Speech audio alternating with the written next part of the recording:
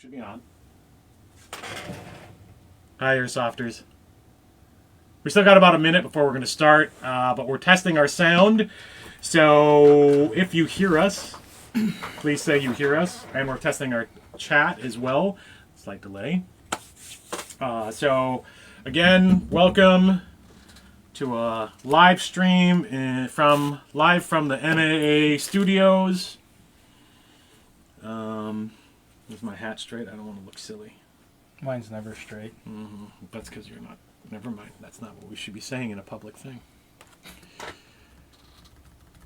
Thank you all for joining us already. Those of you who already are on. Why is this not? Oh, I know why. Because I made the screen too small. So Joel says it's working. Project Echo says it's working. That's awesome. Guys, before we get really started, as some of you have seen videos I've already tried to do, this is new to me. And thanks to those of you who have reached out to want to help.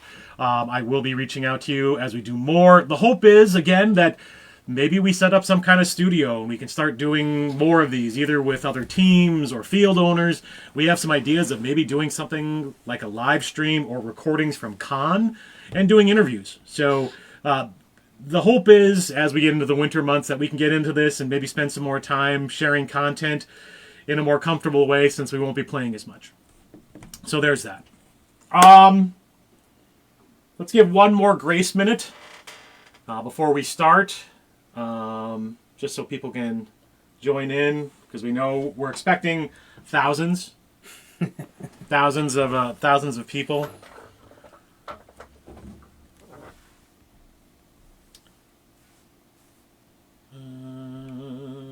Everybody can hear us? Yep, everyone says we're good.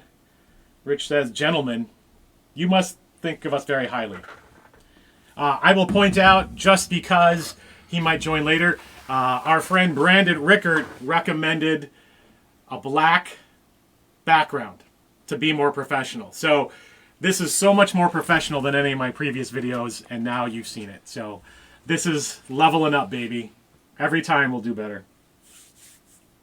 Okay, let's start. First, introductions. My name is Gabe. I'm with the Minnesota Airsoft Association. I have been in this world for, let's say, 28 years total.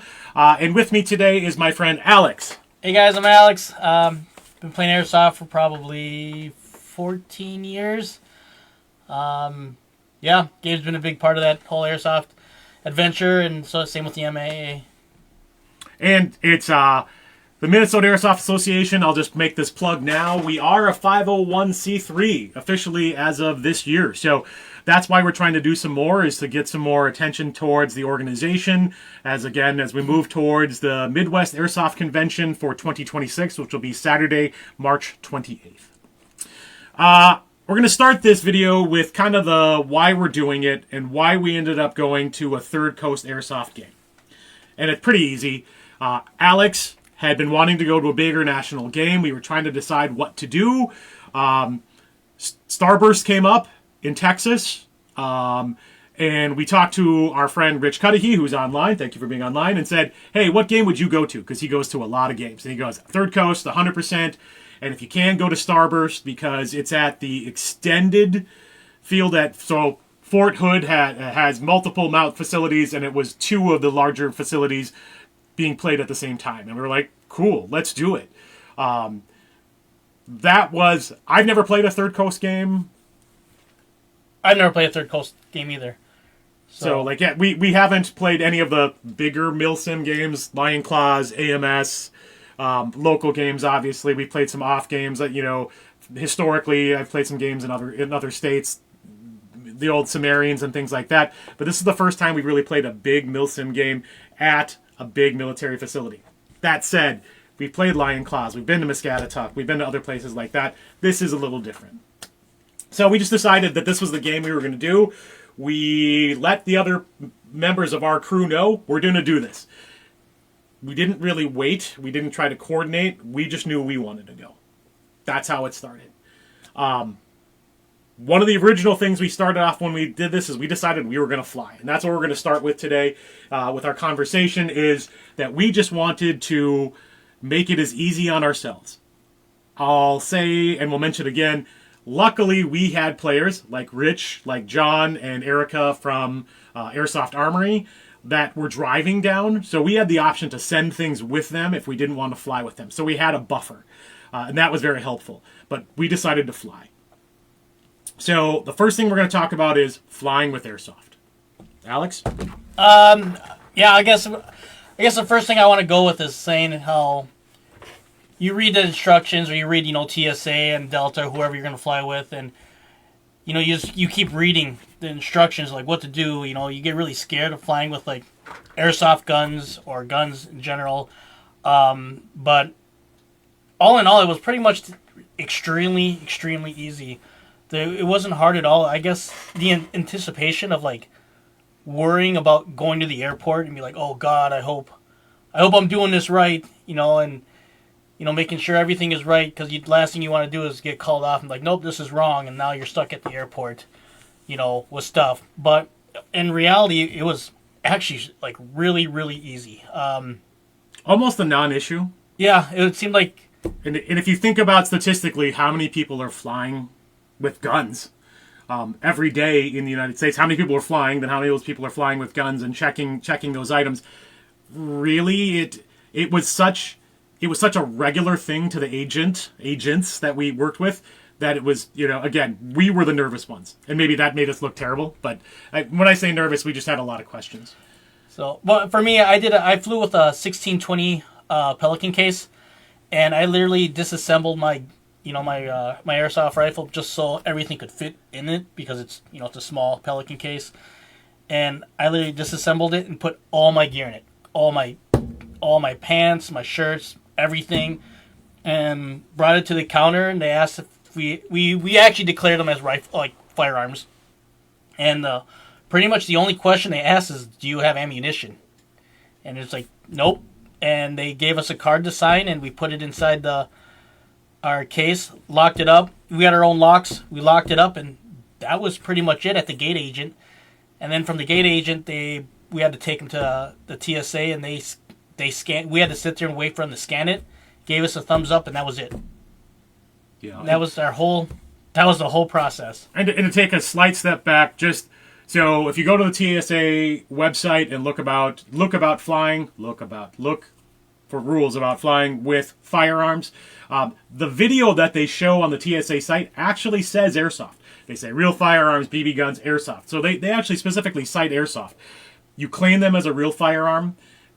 Again, the agents know what they're doing. They're just like, okay, do you have ammunition? And that's the only part of that, is they aren't looking for BBs. So Alex flew with BBs, but that when they ask for ammunition, they're asking for things with gunpowder. So like that was not what we weren't worried about ammunition from that point of view. Some specific details. So like we actually printed. So in Minneapolis or at MSP, we printed our own luggage labels before we went to the agent. Alex actually has Delta Premier, Delta Plus, so whatever. The Premier. So we went straight to the agent. We didn't have to wait in line. When we got up there and said, hey, we have firearms, the lady was like, hey, you didn't need to print your tags. They have to print your tags when you claim a firearm. So that's important. When you're checking a firearm, just go up, check in with the agent, say you have a firearm. They will ask the questions. They will print your tags. Super easy. As noted, do you have ammunition? Yes or no? No. Either way, they make you sign an orange card that they make you place in your luggage. You close it, you lock it, then you go over to the TSA stand, or TSA scanners. They scan.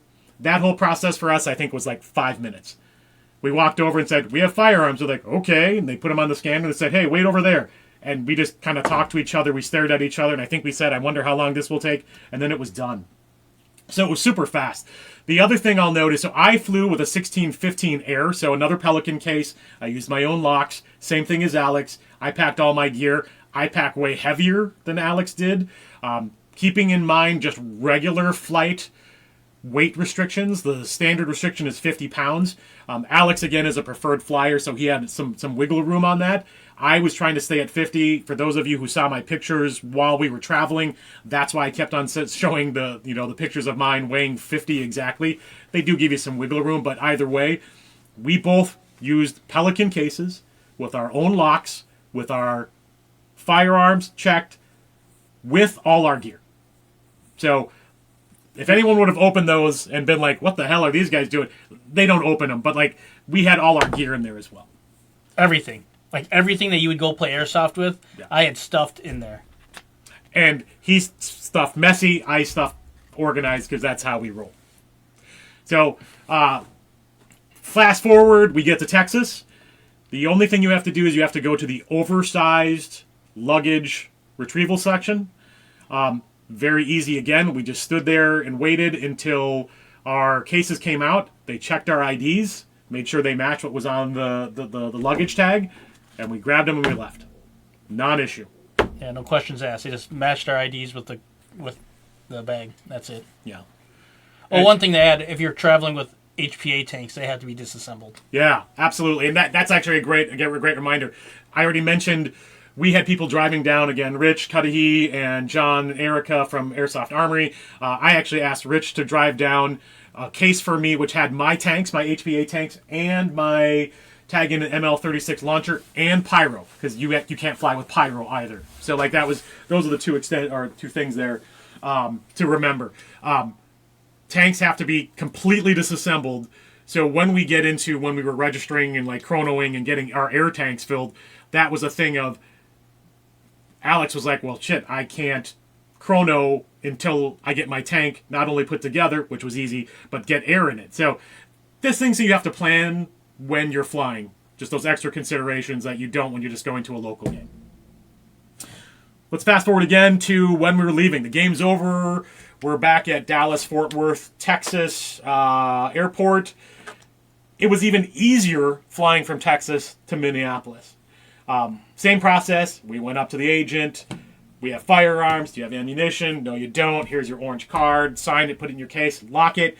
And that agent actually just took it. She just took it and threw it on the belt. We're like, don't you want us to scan? Or isn't TSA going to scan this? And they're like, if we have a problem, we'll just find you. Yeah, we'll call you. So, like, I mean, yes, it's Texas, but even more so, they were like, we don't care. You got a gun? Everybody's got a goddamn gun here, so fine. So, like, that was even easier. And then same thing in Minneapolis, picking up our cases. So from that lower level of MSP, you go to the back. We flew Delta, so you go back to their luggage retrieval. This was the only thing that was interesting for that part was, again, everyone was super nice, super friendly. They checked our IDs. Our cases were both zip tied from the flight from Texas to Minneapolis. They didn't zip tie them from Minneapolis to Texas. I didn't quite understand that. And the lady in Minneapolis was like, oh, yeah, this is what we're supposed to do. And I think we were like, they didn't do it when we flew down to Texas. Whatever. Either way, all our gear was safe. We never felt like it was there was any danger, and it was super easy. So, again, we're not the first people to do this. Again, Airsoft or Real Steel, everybody does this. Tons of people do this. So, all together, travel with Airsoft, flying with Airsoft, a big nothing burger. Super easy. Nothing to worry about. Like Gabe said, we were more worried about ourselves doing it than anything else. It's super easy to do. If you're ever going to fly with Airsoft, I strongly recommend it. If you're going to a big game, I strongly recommend flying with your gear. And when we get to closing, that is one of our things. Like, people who have the time to drive to events, good on you. It's not like we saved we did save time. We did save time, and the other part was we weren't as exhausted. Whereas if you drive, you're obviously driving, so unless you're the guy in the back seat who gets to sleep the whole way, you're still going to be uncomfortable and maybe not be, 100%. Unless you're Rich Cuddy, I'm looking at the chat. Rich is used to driving. That's his thing, actually. And it was Tim Roloff who drove, not Rich, but he had to be in the car for 14 hours. Either way, we have determined flying is easy, and we will do that. Money, time, capacity, those are your factors on that. But flying was great.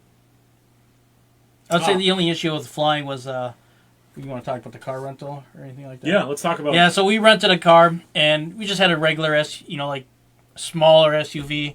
Yeah, it's and actually good. If we would have had a third person, it would have been cramped. Like Or maybe impossible. Or Because we kept impossible. on buying more shit, so. So if you ever do this, 2 people to a car, it'd probably be your best bet with all the stuff. But I mean, it would just require more planning. yeah, plan it. Plan it. Because there was just the 2 of us, we actually accrued, as any game can do, if you ever travel to any game, even if you just hopped over to Wisconsin, maybe you picked up a cooler, maybe you picked up extra food, maybe you picked up, who knows what it is, you bought something at the game, and all of a sudden now you have more stuff than you intended. I sent one small 1510 Pelican case with Rich down to Texas, and he came back with that case, a large plastic bin full of random crap, Chairs. Our chairs, and a cooler. Right? We bought chairs down there. We just, when you're flying, you just don't have as much room to bring stuff down. And we saw people with table, and we're like, oh gosh, we wish we had a table. Oh, there's an easy up. We wish we had an easy up. You just can't bring that kind of stuff when you're flying. So, just an added consideration, car, the extra gear you need just to be comfortable. It's not even snivel gear. It's just survival, waiting in between gear. Like, you're going to accrue that and because you can't bring it with you when you fly. Could we have sent that down? We could have. But it's also, it's an imposition to whoever that is who's going. So it's really on their kindness that they allow you to bring, send stuff with them. All right. Looking, I don't see any questions, anything about travel. So if you have questions, you guys. Yeah, we're doing this. It'll be recorded after it's been online. I'll download it and we'll save it for later. And I'll make a post. I have a longer post just with more detail. But in the end, travel with Airsoft, flying with Airsoft, easy. Would do again. Yeah, don't be afraid of doing it. Yeah. One other thing we're gonna get into before we talk about the game itself is Third Coast. Third Coast Airsoft. I should have done more research, and if Sal's online, I apologize for not knowing all my history, but you can feel free to add it to the chat. They've been around a long time. They've been doing events for a long time. Their organization is run by active and former military and other volunteers, but they are rooted in that military universe. So when you go to these kinds of games, be aware of that. I say this because I'm trying to make this sound appropriate. They make a big deal out of recognizing military, law enforcement, first responders. That in and of itself, that lots of places do. But on top of that, you are playing with a lot of active duty and veterans. The caveat I have for this is for people who are not used to that, people who maybe flex and pretend a little bit too much, just be aware that it might not be as acceptable. Specifically, we're going to talk about it, and I'll just mention it now. We did a formation. We did a national anthem like you would do at a sports event. People saluted the flag. Could anybody salute the flag? Yeah. But it's also weird if you've never served. I don't know how other people feel about that. I feel weird about saluting if I was never in the military, right? I just think that's kind of weird. But it's treated like a sports event. No one makes a big deal out of it.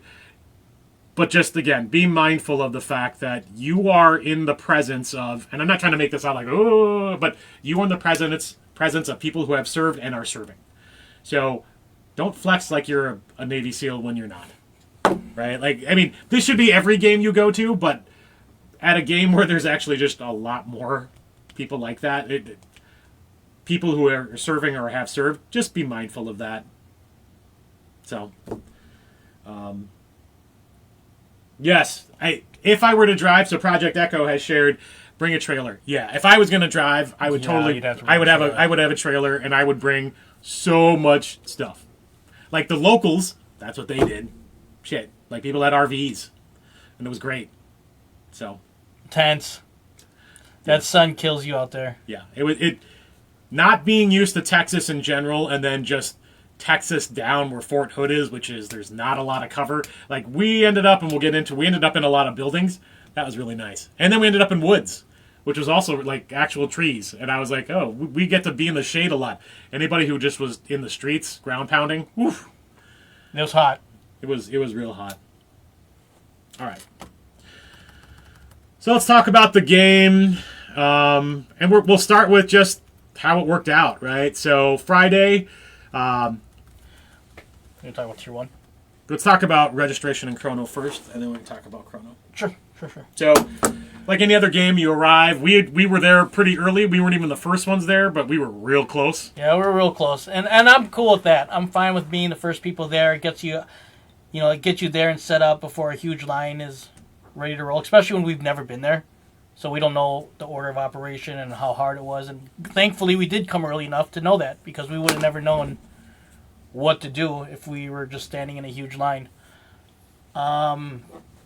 But yeah, we were the first ones there, and they were completely all right with it. Yeah, they when we first got there, they weren't even ready to take registrations, but they let us park, they let us walk around. John and Erica from Airsoft Armory. Again, for those that don't know, Airsoft Armory was the official vendor for Operation Starburst, and from what I understand, they will be back. So that is a great feather in the cap for Airsoft Armory. Again, congratulations on that. I know they did great sales. More sales the first day than they did, I think, all last Starburst, because there was some miscommunication about vendors last time. So they did a great time. They'll be back. So that was great. So we actually hung out with John and Erica The first day, yep. for the first hour, probably. Helped them set up. It was real nice to have people you knew. Right? Like, I think Yes. it's always nice to have someone to hang out with, other than just the people you came with. It was just nice. Register, we actually walked off, and because we walked up at first, and they were weren't still ready. setting up. Yeah, they weren't ready. And then when we looked like they were set up, I think we were like third in line, maybe. Yeah. And yet it still took forever.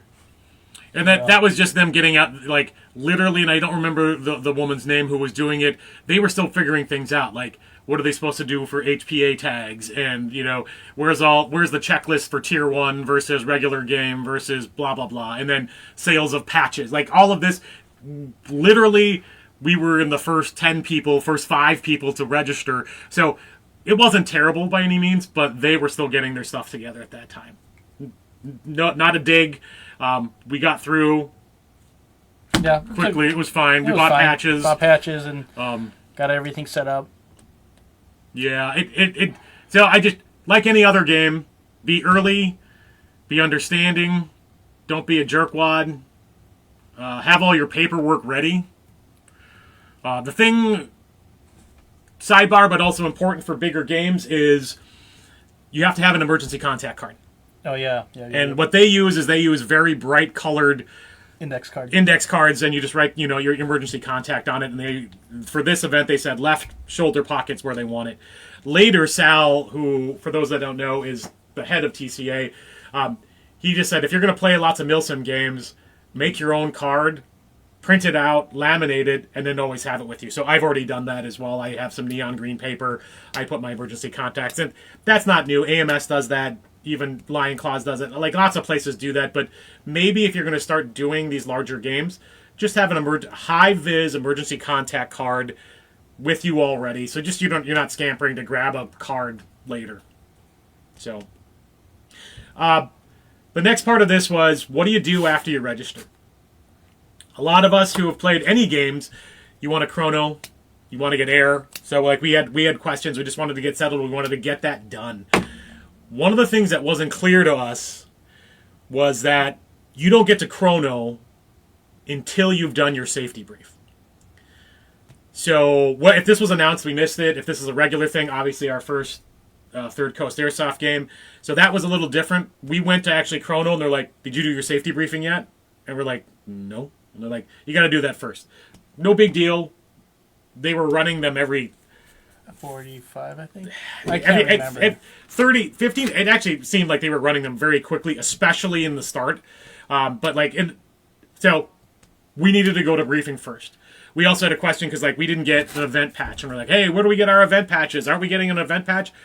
You have to go to your safety briefing. They give you a couple things, which is they give you your patch when it's all done. Oh, and a map they give you a rules. map and rules. Not the whole extensive rule list, but like the basic rules. And they just say, if you have a question, look at this paperwork first. Look at the map first. And then if you still don't know the answer, ask someone in charge, find a cadre, and then they will answer your question. But they will say, did you check your paperwork first? So the briefing was really very... I don't like to use the word big boy rules that often, but they expect you to read the rules before you get there. They cover the high-level rules, not this is what a hit is. You know, they don't talk about any of that stuff. They expect you to know that. But they specifically talk about the dangers on field. What roofs you could go on. What roofs you could throw, you know, you could go on top of, which sometimes we were still kind of confused by some of that, but didn't matter. They talk about that. They talk about, you know, basic safety things. And then they treat you like a grown-up. They treat you like a, I was going to say professional. They just expect you to be a professional human adult. Really. So, I mean, the briefing was, I don't remember anything being any super... Nothing. The only thing I specifically remember is, you can't go on any roof without pretty much a lip, you know, like, so you don't fall off the edge. And anybody who'd been to Fort Hood obviously knew the rules already, because there were tons of people on roofs. Yeah. They just knew which ones they could go to right away, and other ones didn't bother. So, but that was like pretty much the only thing that stuck out to me. Oh, and then I guess no shooting yet. Yeah, we'll get into the technical rules.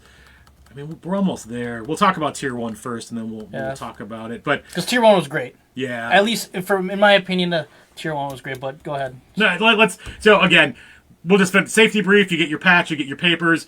We chronoed Tier 1. So Tier 1 extra game is it's you pay extra for a more immersive mission Friday night.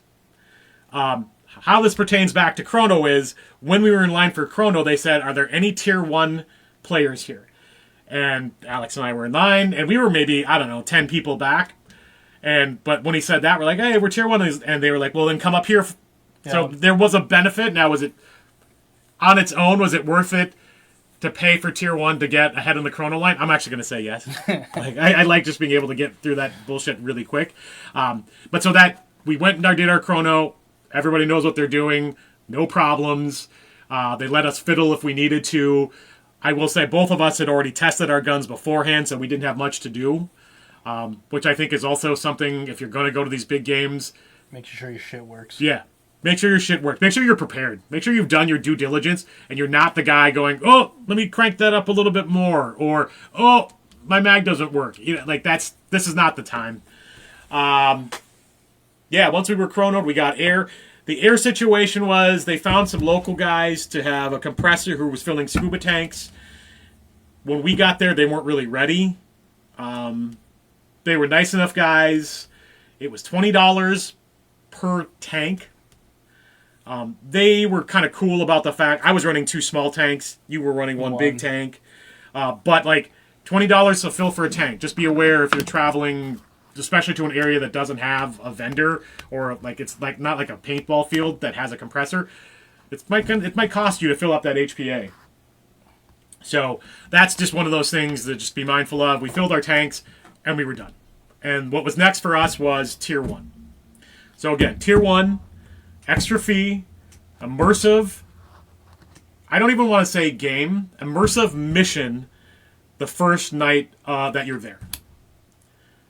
Trying to think of like a better word to like describe it, because you're playing against an Op 4, and not only that, you have experienced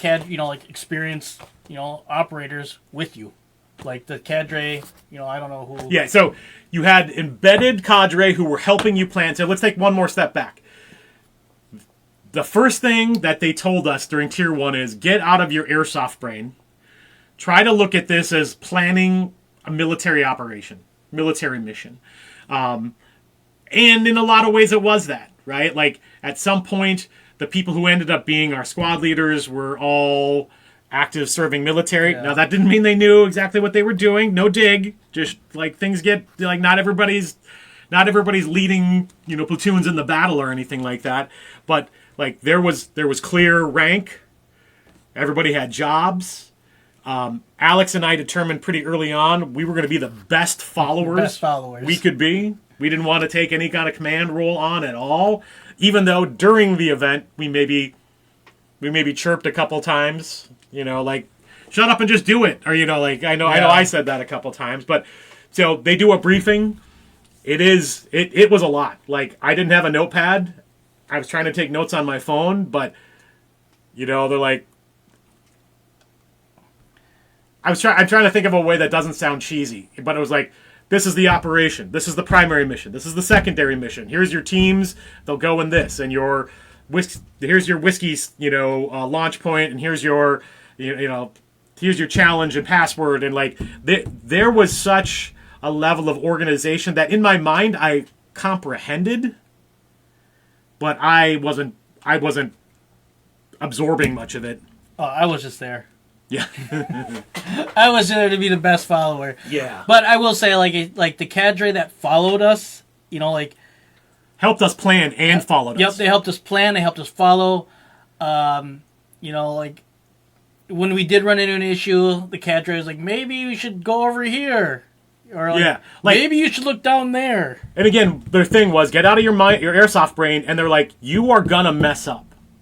That's not what this is about. This isn't a game. This is a learning experience. So that, depending on your where your mind was at, like, that was really important for me. Like, we're just here to learn stuff. And they say what you learn tonight might, wink wink, nudge nudge, be helpful for the rest of the game. And I don't know that I felt that, other than it really got you into that mindset. I thought it was a great experience. Yeah, I gotta say, like, all together, it was a ton of fun. It was a cluster. Oh, absolutely. Especially, so how they did it was, there was a green platoon and a tan platoon. We were on the same team, fighting the OPFOR. So tan platoon was on one side of the map and green was on the other, and we would eventually meet up. We would do our two separate missions and then meet up at one building to take off this building. And as soon as we got to the building, it was a huge clusterfuck, but I mean, it was fun. No, it was a ton of fun. And I mean, really what happens is, again, it's that whole concept that they were saying is, get out of your airsoft mindset. Like, you can't just run off and do your own stuff. Like, they wanted you to really follow that hierarchical command. Yeah. And there were points where, analysis paralysis or just freeze up, like, through our command structure, sometimes people were like, I don't know what to do. And so we just ended up standing still for a couple of points, and the cadre would be like, you guys could probably move. Like, the cadre is there. Even the people shooting at us, they want us to succeed. They want us to complete the mission. They're not there to murder us and keep us there for an hour. So, like, that was the game part. People were in the game. They're like, if I go out, I'll get shot. And literally, the cadre would come by and go, tap you on the shoulder. You're alive again. Don't worry about it. Like, what, I can't remember what he used. They blessed you. Yeah, they blessed, like, a nomine patre, and everybody's alive again. Like, they wanted you to succeed. So getting out of that airsoft game mindset was really key. And it was hard, though, because everybody was jazzed and ready to play. Yeah. And, so, again, super fun, a lot of confusion, like, all this military, kind of structure, and it was a night game. And night games are already a cluster, and the cadre already knows we're coming. They already know what's going on. They've done a bunch of these already. They have night vision.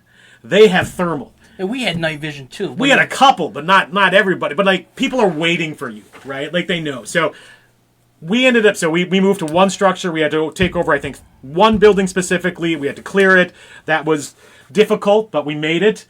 We came back out. We lost people, which is always funny, right? Like, hey, platoon leader, get your squad leaders to do a numbers check. I have 8 of 10. Well, where are the other 2? I don't know. Well, we're not going to move until you get your other 2. So, like, that was just kind of interesting. Really, just we don't think about it enough, I think, in regular night games. Like, you just, I'm playing, I'm done playing, I'm leaving. Even with your own buddies, sometimes like, hey, what happened to Alex? He's taking a nap. You can't do that at the Tier 1. Again, you've got to stay together.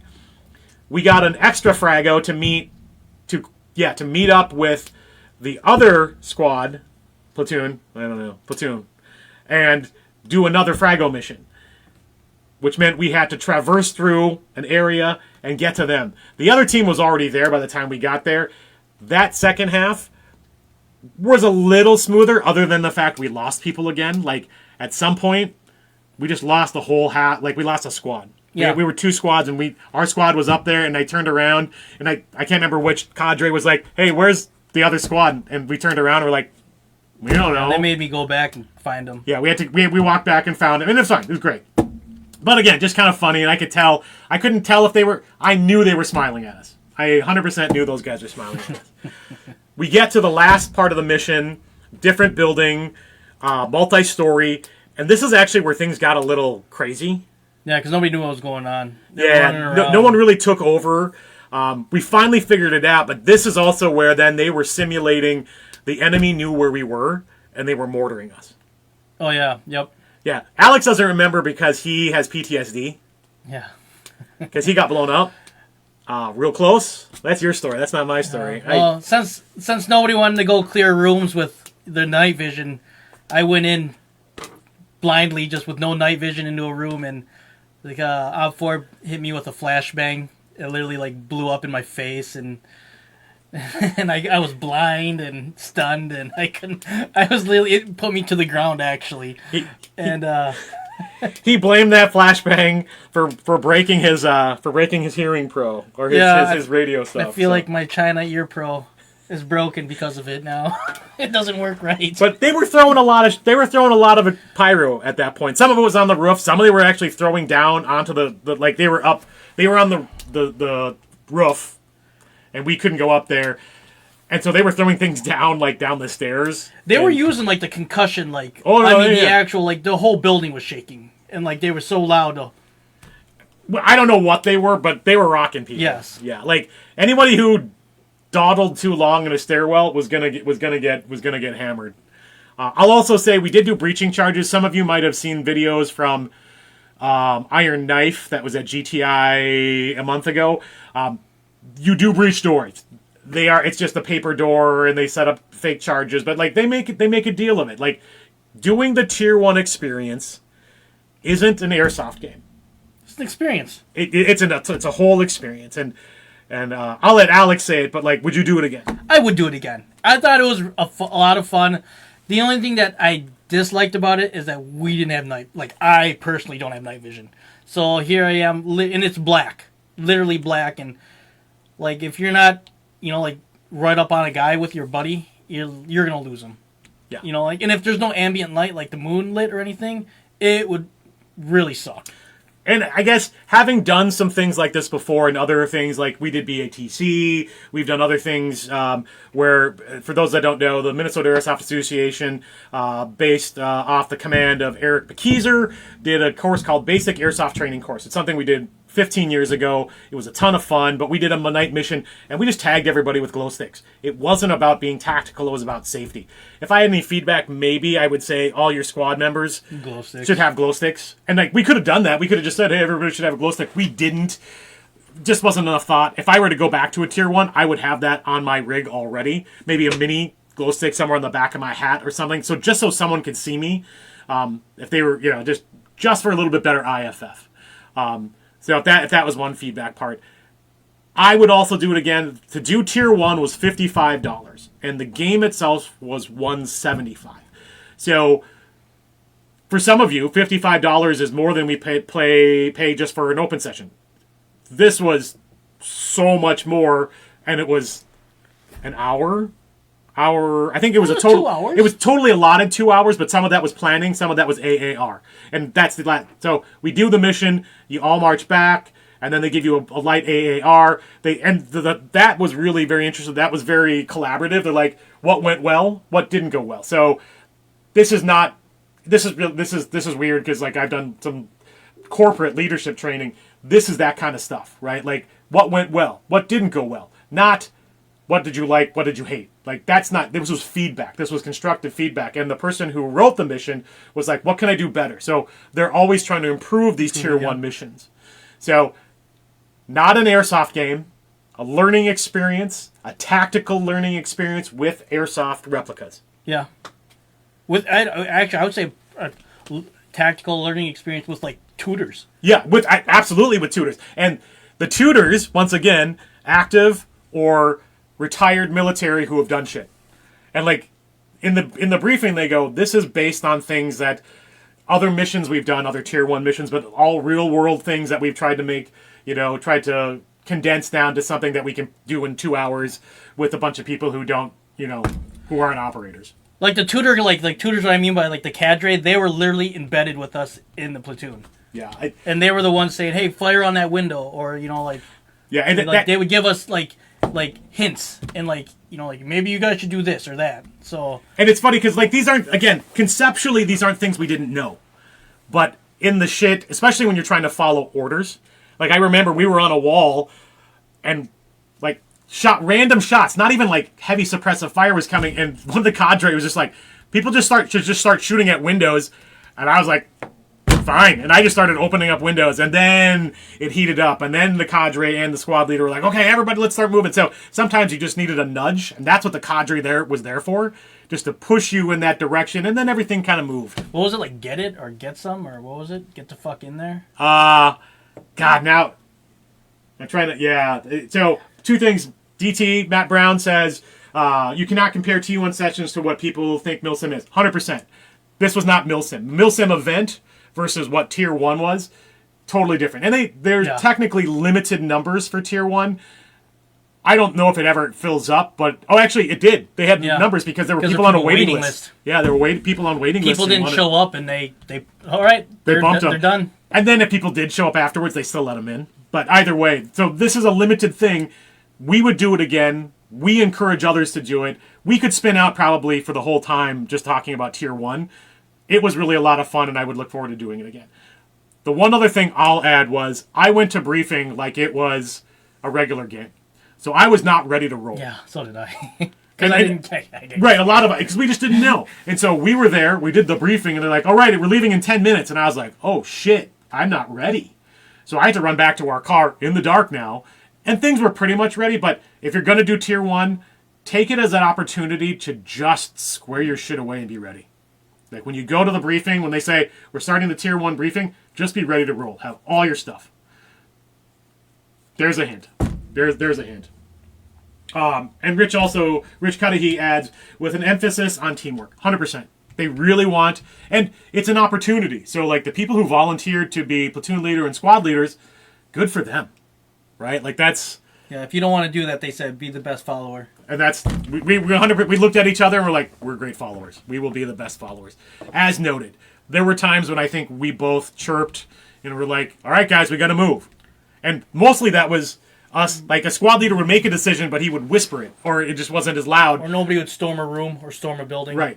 Or he'd be like, we got to get out of here. And I would just be like, let's get out of here. Like, then you take a flashbang in the face. I mean, that was you. I got out of that stairwell. Tier 1, great experience. You should do it. It was well worth the money on multiple levels. At the end of your Tier 1, you get a Tier 1 rocker. We kind of made fun of this initially. I am not a huge fan of, you're so cool, you get a patch. I don't know that I'd say I earned it versus paid for it. You earned it. I mean, we did. Like, the reason I'm glad is because it was such a cool experience. Now I get to say I did it. How they do Tier 1 experiences is different than they used to, evidently. Like, they did a thing at the end where they asked people, like, how many Tier 1s have you done? Is this your first one? Hey, thank you for doing it. How many have you done? 5, 10, 30. And there were guys who had done 30 Tier 1s. This is because TCA used to do, like, their whole day used to be a series of Tier 1 missions. Think more like when we used to do Airsoft missions, right? Like, it was very specific cadre, specific missions. That was all you did. So that's the reason why, even though Third Coast Airsoft, let's say 15 years has been doing this, it's not like you can get to 30. People could get to 30. Now they don't do it as frequently, but every game has a Tier 1, I believe, and if it does, get your tab. And if you go to like 10, they give like different colors, which signifies, so that's kind of cool. So anyway, we enjoyed it. Do it. Looking to see if we have other questions. No other questions about Tier 1. All right. Wow, Let's talk about the game. Let's talk about the game. So, Fort Hood. Huge. Enormous. Like, it's so big that it's going to one end to the other end. You'll gas out. You can get gas from that, yeah. And to be clear, this Starburst, there have been other Starbursts. Obviously, this was 15. This Starburst was being played on the Elijah and Boaz mount facilities combined with the woods in between. That is not always the case. Sometimes it's just Elijah and the woods around it. So that was one of our deciding factors to go. Is it was a little bit bigger. I guess it's even been bigger before, but either way, this was a large area of operation. We actually got tasked with being in Elijah most of the time. Which was fine. But, like, we didn't even see Boaz until the second day at the end of the day. I think we only saw, like, a quarter of the field. Yeah, 100%. Like, we didn't go in the ravines. We didn't go in the woods. We kept to mission. We kept to what we were supposed to do. And that was fine. But then we realized we just didn't see a lot of that field. And that being said, though, we did get a lot of action.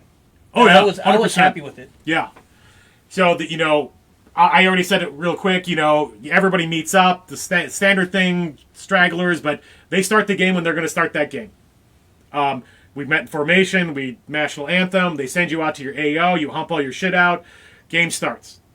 We were with Baker Company, which was led by Rich Cudahy, who always does it. So that's the other reason we went with not only the team we went with, but also with that squad. We were tasked with taking a very specific location, and we ended up spending most of our time in that area of Elijah most of the day Saturday. Most of the morning, for sure. Yeah, most of the morning. We got expanded because we did really well. All of the TAN team Western Coalition did really well that day. So eventually we moved to a more wood-lined unit. They use control boxes. It's like Ares Alpha. I don't think it is Ares Alpha. I'm not sure which brand they use. It could be their own. Either way, those control boxes, very cool, very easy to use. I did because I can't see. I had to use my little magnifying glass, but it was fine. But we got to spend most of our morning in buildings, and there was a nice little breeze. And once again, it was hot, so I was not complaining about being in buildings. No, it was good. Yeah. I'm looking to see what other... We took notes, guys. Well, some of the buildings that we... Like, for the firefights, it was literally building the building, and us slowly... our team would slowly grab a building and creep forward, and then Green would creep forward. We don't pretty much trade buildings, which was fun, because we didn't know where shit was coming from, and... grenades were good. Grenades were a must. And grenades were a must. Grenade rules at Third Coast Airsoft games are a grenade that blows up in a room kills everybody in the room. None of this, I'm not within 10 feet. None of this. If you're outside, yes, there's a proximity. But with inside buildings, a frag in a room just kills everybody. People were in like a corner. They had lots of little cutouts. There might have been some times where people were like, you didn't get me. But mostly people were cool. They honored that $10, $12 grenade. So that really helped. So I went through a full box of EG67s and a couple tags. And there were times when I wish I had more grenades. So I gave Alex some. You used your grenades. Yeah. They were an absolute requirement for this game. But it was really nice, again, that rule. In the room, dead. No messing around. People could leave the room if they could get out. That happened too. So another thing that was told to me by Rich was... all these mount facilities, and all mount facilities are training facilities, right? So, there's weird angles and weird cuts. And so, holes everywhere. There's holes everywhere that don't make any sense from just, what is this, an air hole? No, it's a weird sniper hole so that someone can shoot at you. Shoot your feet out. Yeah, shoot your feet, shoot your head, shoot your butt as you're not paying attention because they happen to be at mid-level. So, there were a lot of murder holes, and you just had to be watching for that all the time. Thank you, Rich. The system that Third Coast uses is Cerberus for their control boxes. So there were some slow times, but those slow times were more because we ended up being in the rear, having secured rear security. And to be fair, there were people sneaking around. So like, we held to our job. I made a note. I know that I played with guys who would have been like, I don't like this, I'm going to go off. Cool. There were definitely guys we met who were that way, who wanted to find something within our own squad. I was a squad leader, and I just flat out said, hey, stay here. If you go, just let us know where you're going. Just because I was just trying to keep a hold on some of those, or keep mind of where those guys were. But all of Baker had the rear control point objectives, and we kept that for the early part of that morning. Actually, we kept it all the way to the end of the half of the first round. We eventually did push forward. We got into maybe just shy of midway point, at another control point in the woods. So again, another shaded area, which was very nice. And that's how we ended the day. I'm trying to think if it was anything specific. I did get to shoot my tag-in with actual tag-in projectiles. It was the first time I'd actually shot tag-in projectiles, and that is just a regular thing at TCA games, Third Coast Airsoft. Anybody who's joining us who's not from the Minnesota, Wisconsin area, we have a field called Twin Cities Airsoft. That's TCA. So I will make the designation or the separation of Third Coast Airsoft versus Twin Cities Airsoft. For these games, tag-ins, people have tag-ins. People also have Havocs. People also have all the launchers that we normally use, but this was my first chance to use tag and Reapers. Yeah, I was using Fates, sorry. And like there was a part where we needed Artie on a building. And Rich was like, hey, come up here. Let's just launch some Artie at the roof of this building. And I maybe shot 4 or 5, and it really didn't help or hurt. But it was fun. It was a ton of fun. There was a dinner break. But what we heard from local players was that first half of the day, that first round, was about 2 hours longer than they were used to. So 10. What did we start, 10? I think it was 10. 10, 11. So we played for 7 hours. Yeah, something like that. We played 7 hours straight. Yeah, and so the green team, because we did so well, Tan, Western Coalition did so well, a lot of green guys kind of phased out. Their AO was closer to the parking lot than ours was. Or sorry, their staging area. So like a lot of them quit after a couple hours, which actually made the second half of the first day harder because they came in refreshed. And a lot of the Tan team, Western Coalition, stayed on the field the whole time. So we ran into that spot where the areas we controlled very solidly until a huge influx of green came in. The things that green held farther upfield, there just weren't even that many people anymore, just from attrition, because they actually ended up phasing out. But at the end of the first half of the day, its first 3/4 of the day, we were pretty even at that point. I wish we would have had like a map, like to show like. Yeah. Like. We didn't take. So sidebar, we were playing. We didn't take enough pictures and we didn't bring video, and we both regretted that. We know other people have video. We have no other people brought cameras. So we were just kind of, thank you to all of those people and relying on you to show footage. It was a lot of fun to watch the control boxes, but that's what we started doing. We started watching the control boxes to see where people were and how things were working, especially when we were defending, just to like, does someone have Bree? Checkpoint Bree. Nope, not yet. Okay, someone go, and then we'd hear it on the radio someone was going. So again, it was interesting to watch communication, and that, as Rich said about Tier 1, it's about team dynamic and communication. That was the game.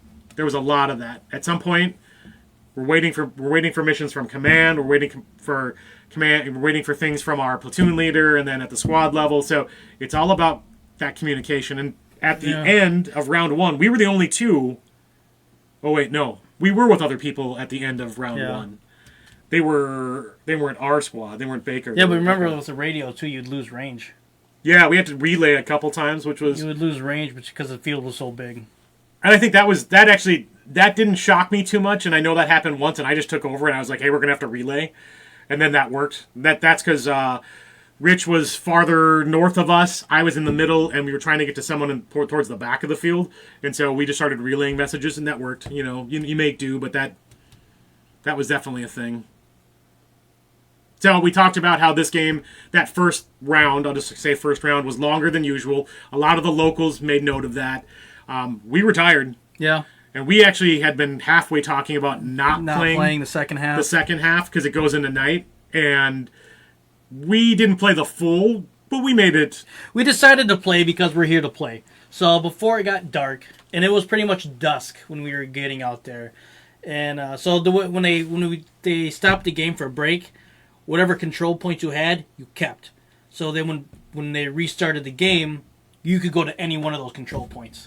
So we went to one control point, which was in the woods, and we literally just waited there, and then all of a sudden it got dark and it got black.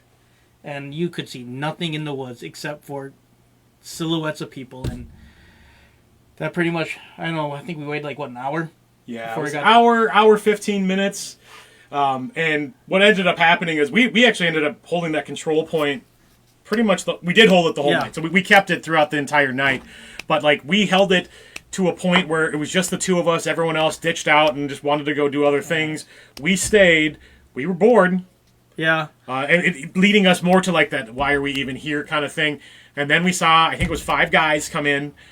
And we set up, I don't know if we set up a good ambush, but we set up an ambush. We took them all out. Yeah, I guess we pretty much killed ourselves. Everybody. I mean, I didn't die. You were in the mix. You were right in front of them. And what actually happened is they came in. They kind of looked around. They didn't do a super great job, but it was dark, right? And they did use flashlights a little bit. They went to the control box. I was farther off, and I was on a flank. I opened up with my flashlight and my tracer.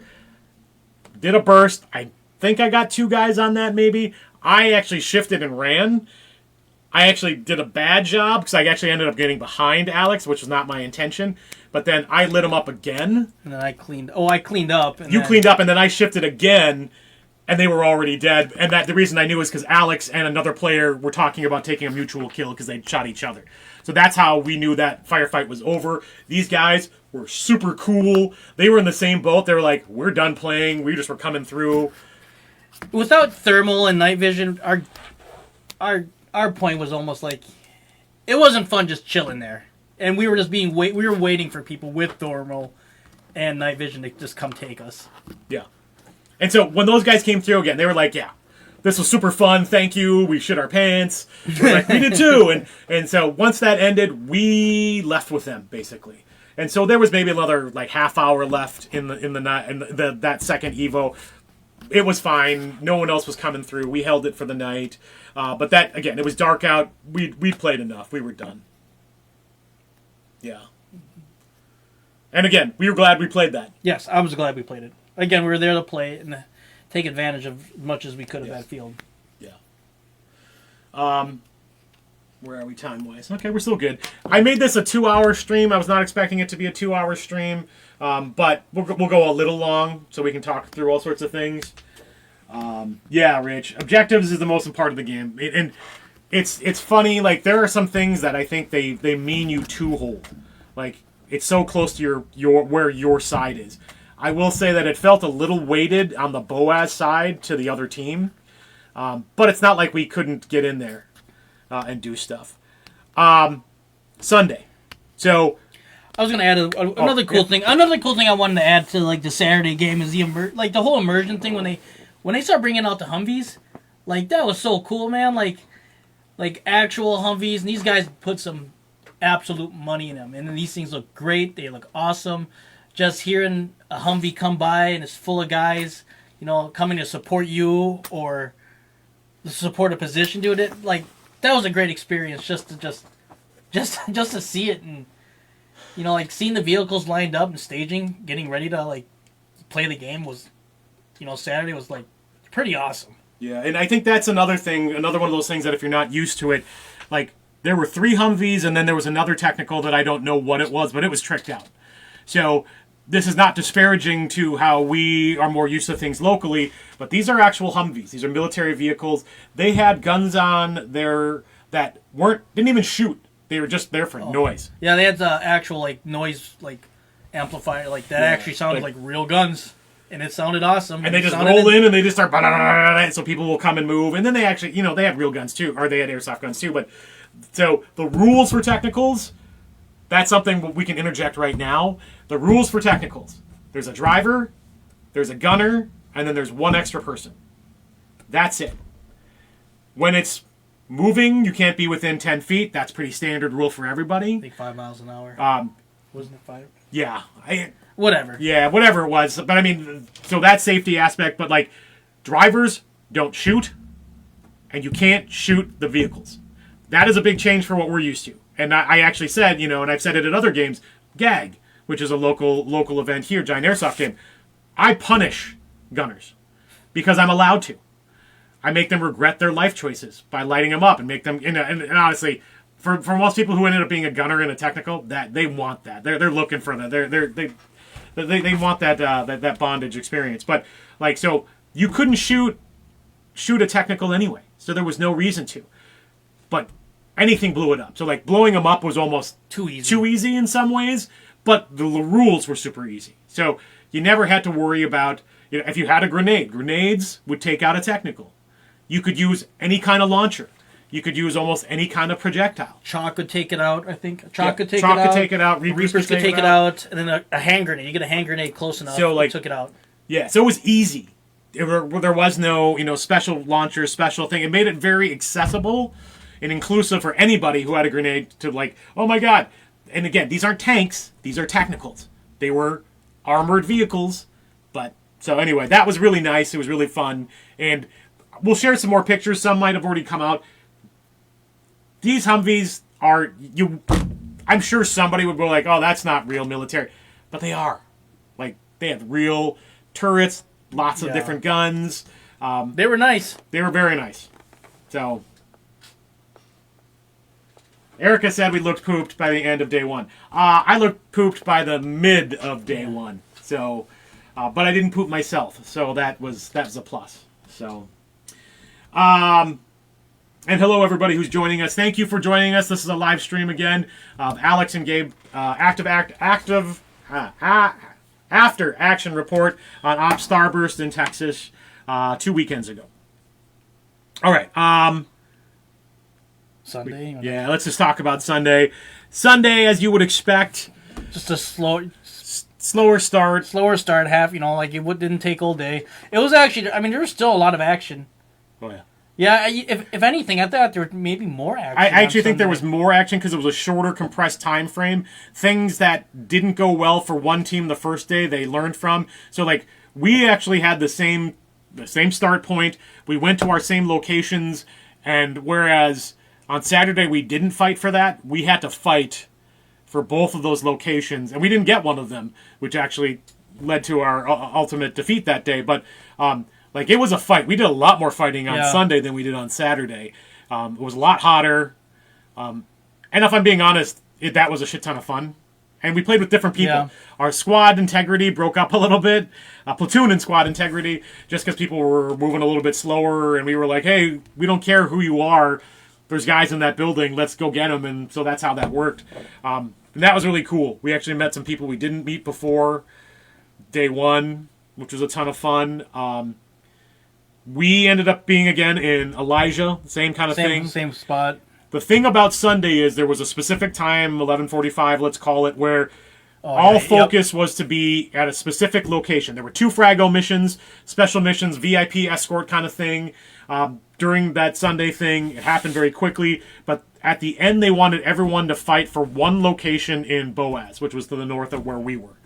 We knew it was coming, but we were also watching our control points. So when they were like, hey, everybody move towards the location for the final battle, we were like, okay, all the control points were just locked into where they were, so we no longer had to worry about someone sneaking in.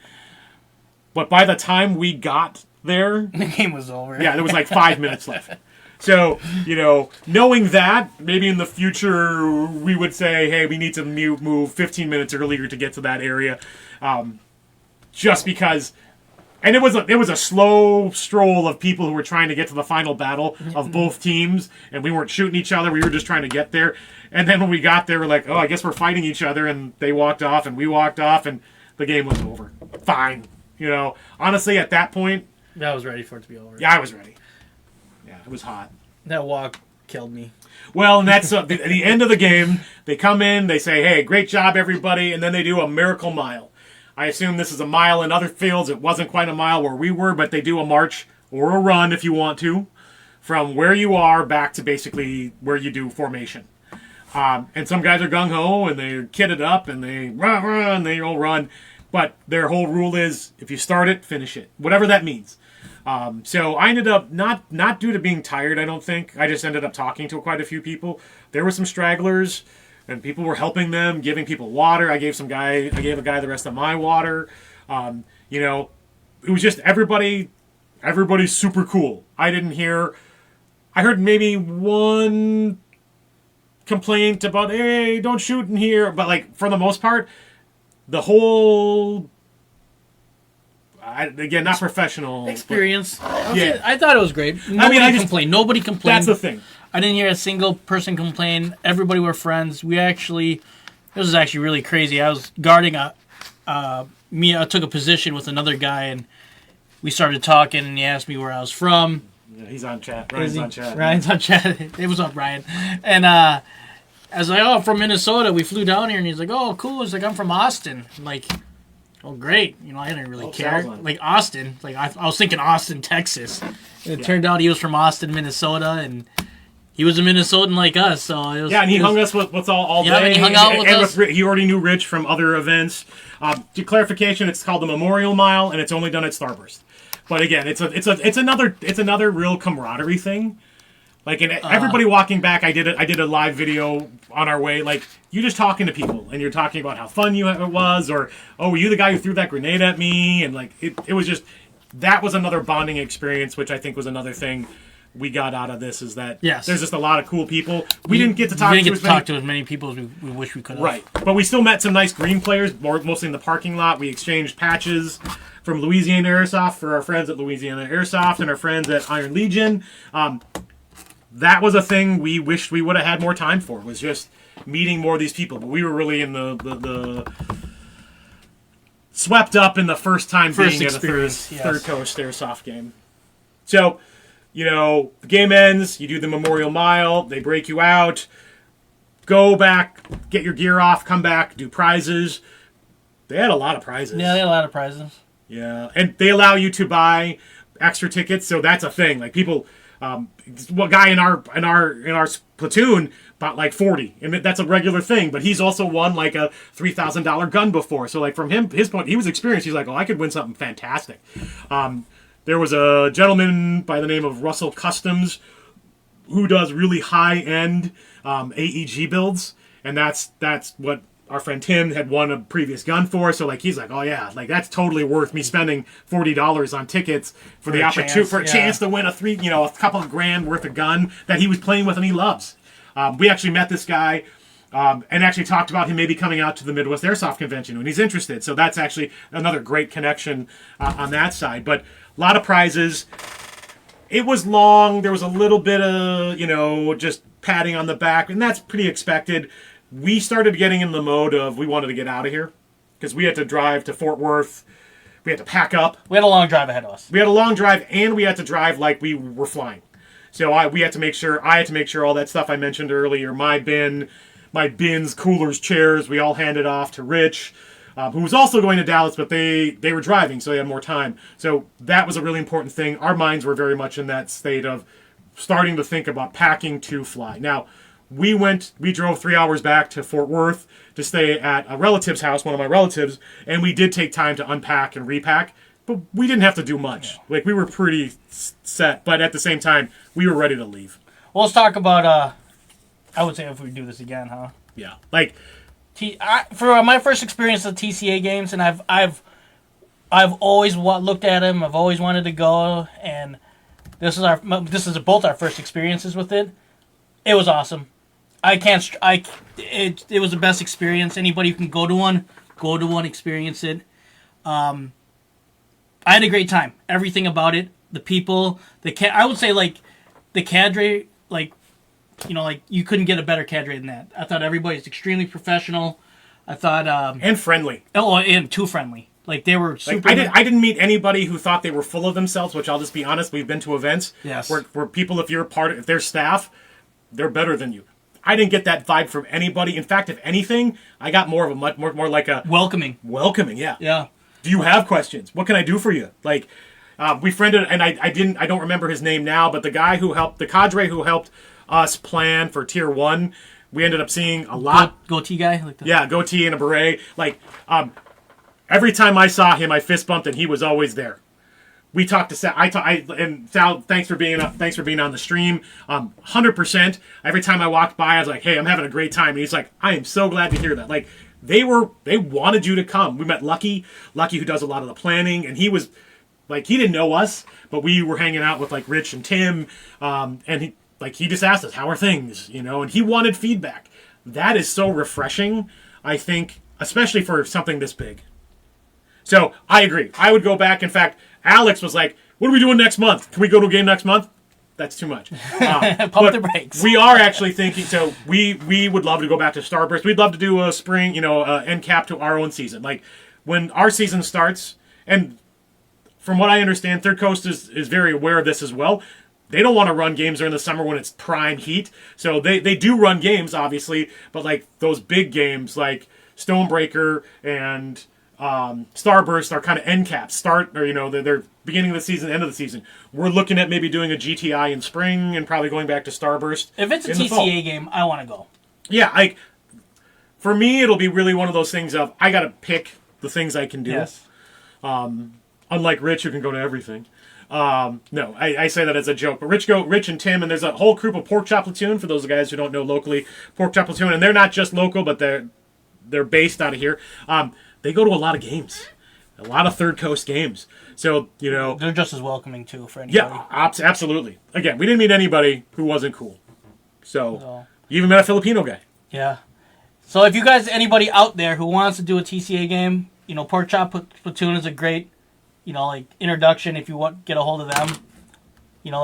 Rich is a nice guy, and the more people to go to these things, the better, man. TCA is probably the best. Of all the ones that you could go to, pick TCA.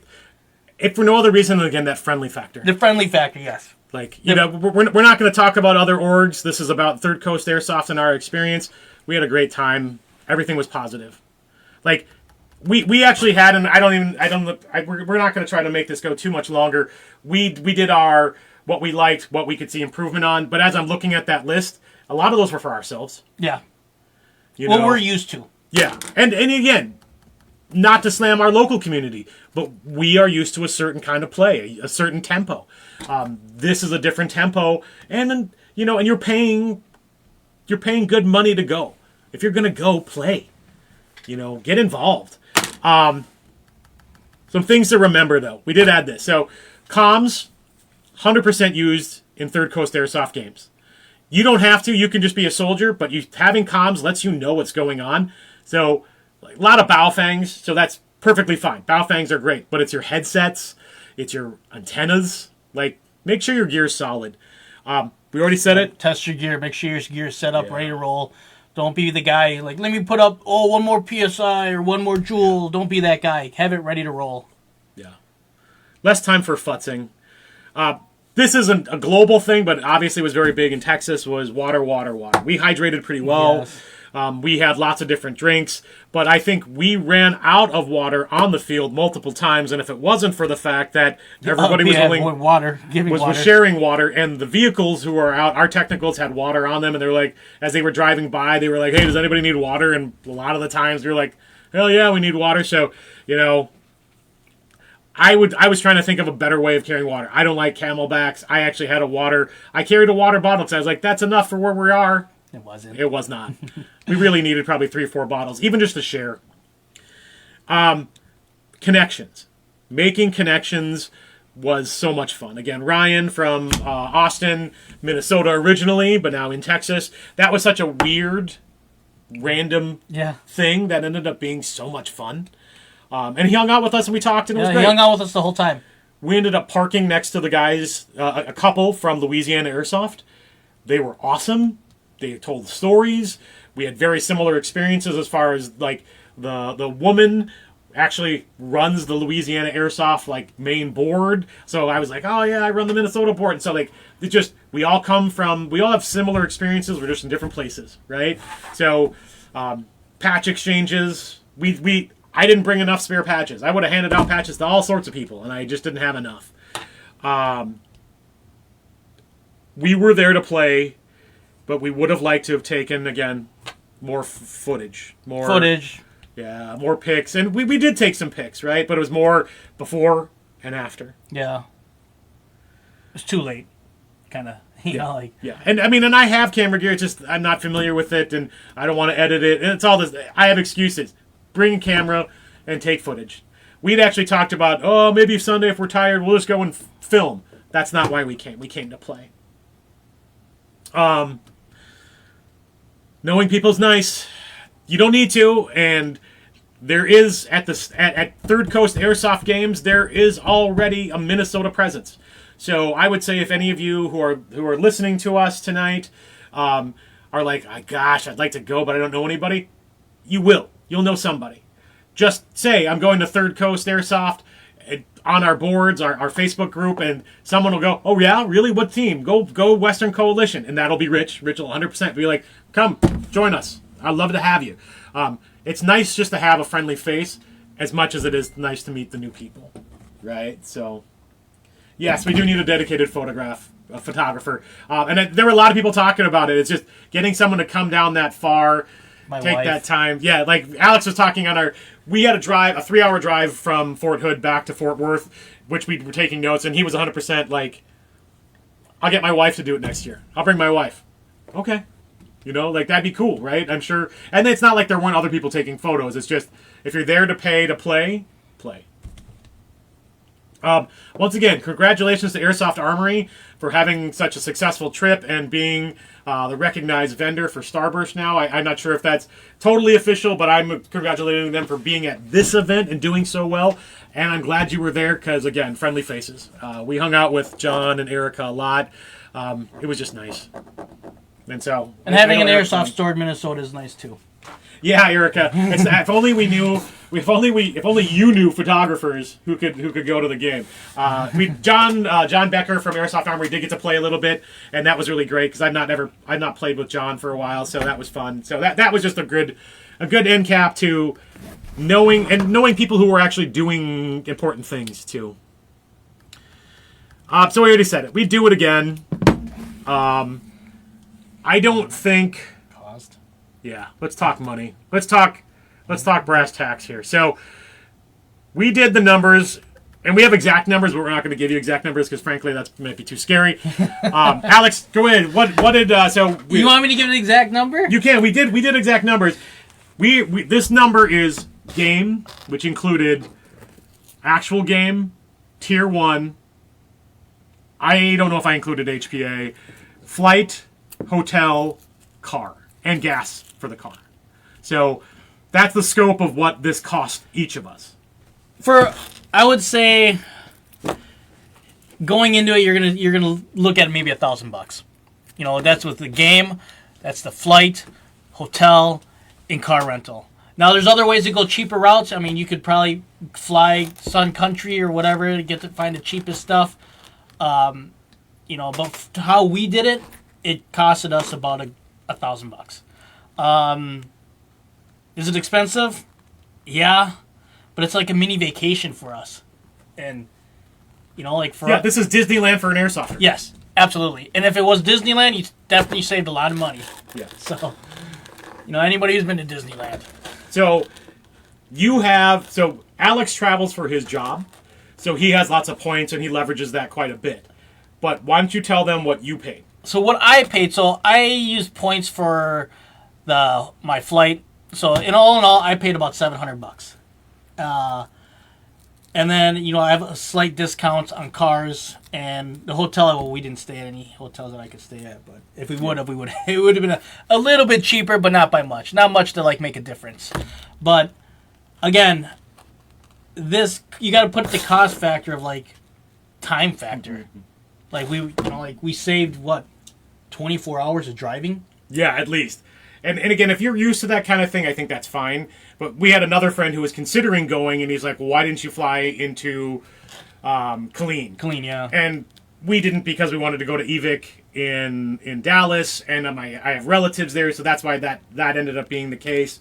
I like to fly early, which I know Alex was like, oh, damn, man. But, like, we made some choices. We could have maybe had a slightly shorter trip, but I actually think it would have been more expensive to fly into Killeen.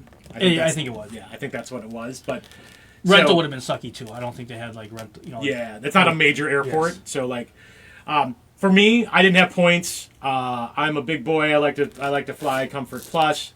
I was just over $1,000, and that was with no food. So I'll actually say, for the most part, we actually ate kind of shitty. Yeah. Like, because when you're, like any other Airsoft game, your dinner is, like, whatever you can grab in between or during things. So when the game started and when the game ended, we ate, a lot of fast food. Garbage. Golden Chick. Golden Chick. We went to Golden Chick Twice. and had Big Red many times. But there was a Hawaiian place in Killeen, of all places, which was kind of weird. Oh, I'm sorry, in Corpus. Same. Killeen. Yeah. So anyway, we did find food, but, like, that was not including food for $1,000. Not including, and Erica from Airsoft Armory mentioned this, I bought, I think, about $700 worth of grenades. I did not need all those grenades. I actually gave some back for them to sell, because they ran out of grenades. Airsoft Armory ran out of grenades. Everybody needed grenades. But, like, I spent a lot of money on grenades. I used a lot of grenades. I spent about $300 at EVIC, just because when in Rome, right, you get to see some things. Sometimes they have things that aren't on the catalog. So, sidebar, if you go to EVIC, just ask for things. Like, anyway. So, $1,000 for me, $700 for Alex using points. Something to be thinking about. We decided to fly. Would it have been cheaper to drive? I don't know. Trade-offs, right? Like, I think it probably would have been a little cheaper. Would it have been a lot cheaper? Probably not. Time and money. We would have been the time. We would have been more tired. And as it was, I actually think from a physical point of view, other than just general exhaustion, like, we didn't cramp out, we didn't heat stroke out, you didn't take a nap. I didn't fall asleep. I typically fall asleep at these. I usually take a nap.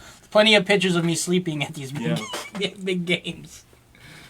I did not forget my pyro cost, John. I was not including that. Thank you very much.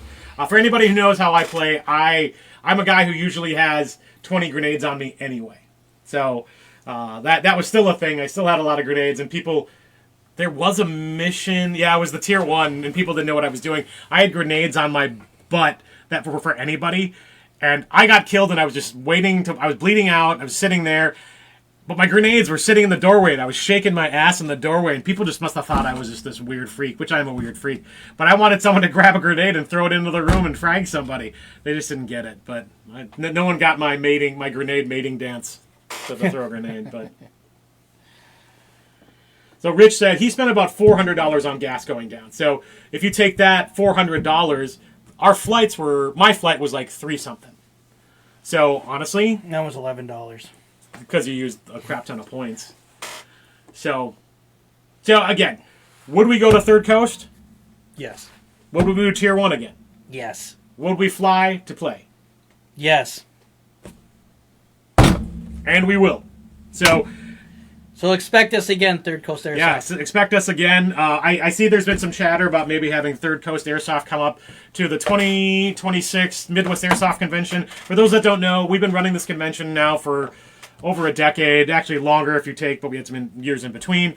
We're trying to make this bigger, and the thing I think I want to start to close on with this is Third Coast Airsoft doesn't have anything which I would say is regionally close right now. It is what it is.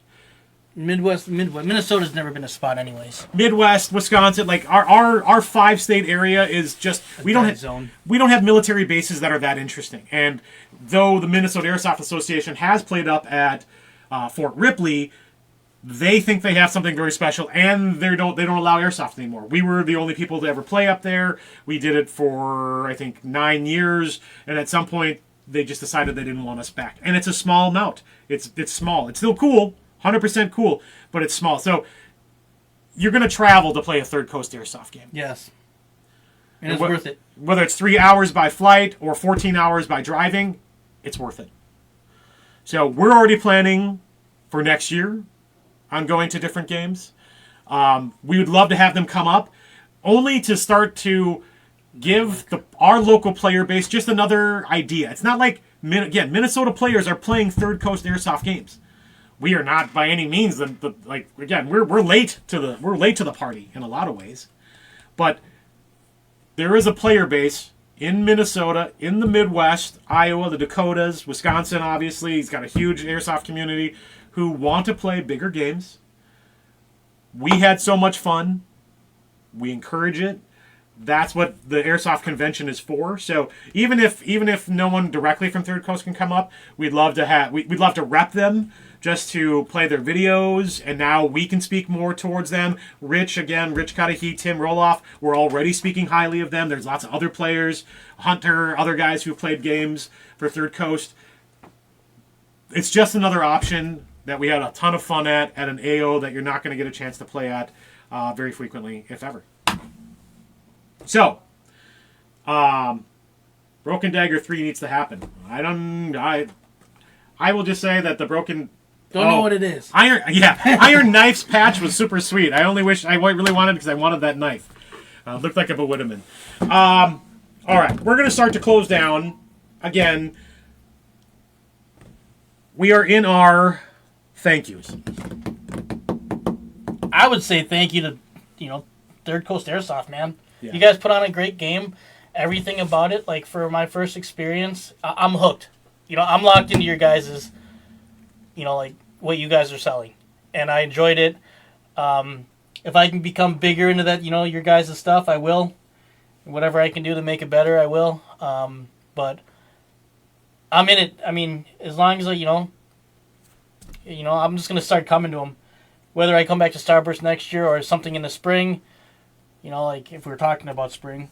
Yeah, Alex has not been to GTI. I've played GTI with a different org, and loved the location, and actually had a good day at the game, but it was a different kind of thing. We would love to do... I'd love for Alex to see GTI, because it's just such a cool spot. But, yep, I had a great time. Everything about it, cadre, the game, the play style, everything about it was awesome. Tier 1 was awesome. People... Yeah, I'm hooked. I'll be there again. Whether it's the spring or back at Starburst next November or October. October, yeah. 100% with that. Thanks to Rich Cudahy and Tim Roloff, who are already our friends. We already play with them locally, but it was nice to see them in a different aspect. And again, friendly faces. Thanks to John and Erica Becker from Airsoft Armory. Again, it's nice to know people, and it's nice to have friendly faces. And for those that don't know John and Erica, they just bought water and were handing it out, and they had cooling rags, and they're just nice people anyway. Having that and being able to hang out was just really nice. So thank you both for being there, being so accommodating, and again, I'm so happy that you guys had a successful trip out. Thanks to Ryan, just if he's still on. Anybody who joined us, thanks for... Yeah, anybody who tolerated us. Anybody who. Yeah. We definitely played with some really great players. Thank you to all the players we played with and hung out. If anybody's here and recognizes, again, the guys from Iron Legion, who are, turns out, Iron Legion guys. So they had one of the really nice technicals. They're based in Wisconsin, Michigan area. So they're in Midwest. So we're gonna see what we can do. Maybe try to get them out to con with their Humvee. It was just super dope, right? Again, connections. I didn't even realize they were so close, and they were super dope.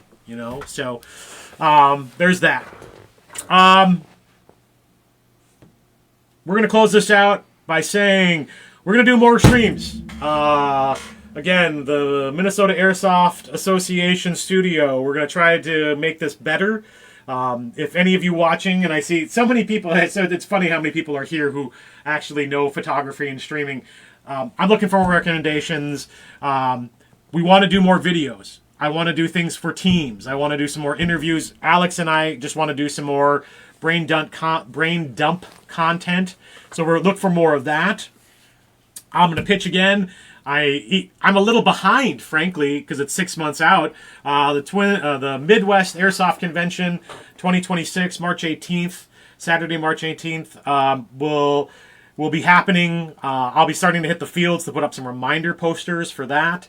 I still have to make a video for this weekend's event at Big Lake Tactical.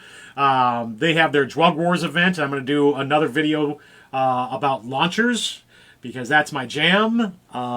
If there's any content you'd like to see us do, even if it's just, hey, Gabe, buy the new boots.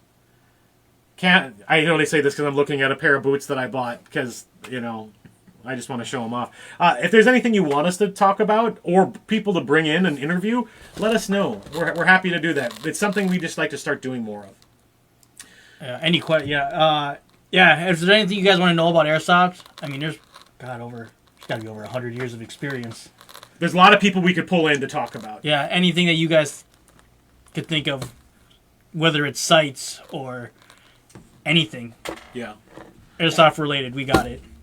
And again, we have a Midwest focus, but that's interesting to Midwest people and outside as we start to grow the audience. So, all right, we're gonna close it down. Thank you to Alex for showing up. Thank you for Alex for driving, because I didn't want to drive when we were down in Texas.